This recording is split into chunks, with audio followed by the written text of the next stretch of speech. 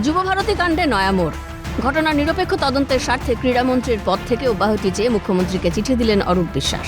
চিঠিতে অরূপ লিখেছেন, 13ই ডিসেম্বর যুবভারতী স্টেডিয়ামে মেসির অনুষ্ঠানকে ঘিরে যে পরিস্থিতি তৈরি হয়েছিল তার পরিপ্রেক্ষিতে আপনি ইতিমধ্যেই তদন্ত কমিটি গঠন করেছেন। তাই নিরপেক্ষ তদন্তের স্বার্থে আমি ক্রীড়ামন্ত্রীর পদ থেকে অব্যাহতি চাইছি। সূত্রে খবর, অরূপ বিশ্বাসের এই আবেদন গ্রহণ করেছেন মুখ্যমন্ত্রী।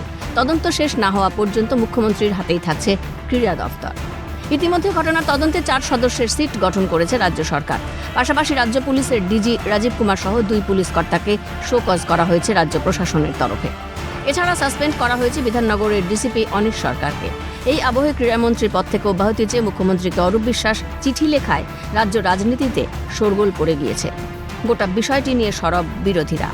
রাজ্যের শাসক দলকে বেঁধে কেন্দ্রীয় প্রতিমন্ত্রী সুকান্ত মজুমদার নিজের এক্স হ্যান্ডেলে লিখেছেন, বাংলার মানুষ এই ধরনের অন্তঃশ্বাস শূন্য নাটকের প্রতি বিন্দুমাত্র সহানুভূতি দেখাবে না। বিশ্ব সম্প্রদায়ের সামনে পশ্চিমবঙ্গকে হেয় করা একটি অপরাধ এবং এর শাস্তি অনিবার্য।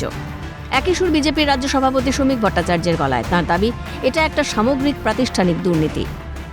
এটা একটা সামগ্রিক প্রাতিষ্ঠানিক দুর্নীতি। লুট হয়েছে, মানুষের টাকা, মানুষের আবেগকে কাজে লাগিয়ে তাদের থেকে টাকা নেওয়া হয়েছে। 200 টাকা 300 টাকা করে জল খাওয়ানো হয়েছে, 100 টাকায় চিপস খাওয়ানো হয়েছে। তারা যাকে দেখতে এসেছিলেন তার বদলে অন্য কাউকে দেখে তারা বাড়ি চলে গেছেন। এই ইস্যুতে ঘাসফুল শিবিরের বিরুদ্ধে তীব্র আক্রমণ শানিয়েছে হাত শিবির। প্রদেশ কংগ্রেস সভাপতি শুভঙ্কর সরকারের দাবি, সমস্ত বিষয়টিকে সরকার আড়াল করতে চাইছে। নেতা মন্ত্রীরা তারা অন্যায় করছে, প্রশাসক হিসেবে, প্রশাসনের পুলিশের আধিকারিক হিসেবে আপনারা অশোক স্তম্ভের মর্যাদা দেননি। পরিণামে আপনাদের বলির পাঠা হতে হলো।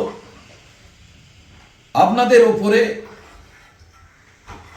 যে শাস্তির খাড়া নেমে এলো, এর থেকে বোঝা যায় যে সমস্ত ব্যাপারটাকে সরকার আড়াল করতে চাইছে। যদিও বিরোধীদের যাবতীয় অভিযোগকে নস্যাৎ করে দিয়েছে রাজ্যের শাসক শিবির। তৃণমূলের রাজ্য সাধারণ সম্পাদক কুণাল ঘোষের দাবি, মুখ্যমন্ত্রী রাজধর্ম পালন করেছেন। তদন্তের নির্দেশ দিয়েছেন একদিকে পুলিশের, অন্যদিকে অবসরপ্রাপ্ত বিচারপতি অসীম রায়, তাকে দিয়ে একটি কমিটি। এবার রাজ্য সরকার পরপর কড়া পদক্ষেপ নিয়েছে। একদিকে ডিজি রাজীব কুমার, সিপি বিধাননগর মুকেশ কুমারকে শোকজ করা, একাধিক পদাধিকারীর বিরুদ্ধে ব্যবস্থা নেওয়া থেকে শুরু করে সিট গঠন, দক্ষ অফিসারদের নিয়ে সিট গঠন। মুখ্যমন্ত্রী যুবভারতের ঘটনায় ইতিমধ্যে একাধিক পদক্ষেপ গঠন করেছে রাজ্য সরকার। সেই সঙ্গে দোষীদের যে কোনোভাবেই রেয়াত করা হবে না, সেই বার্তাও দেওয়া হয়েছে রাজ্য প্রশাসনের তরফে। রাজা সাহা ও খালিদ জামালের রিপোর্ট, ক্যালকাটা নিউজ।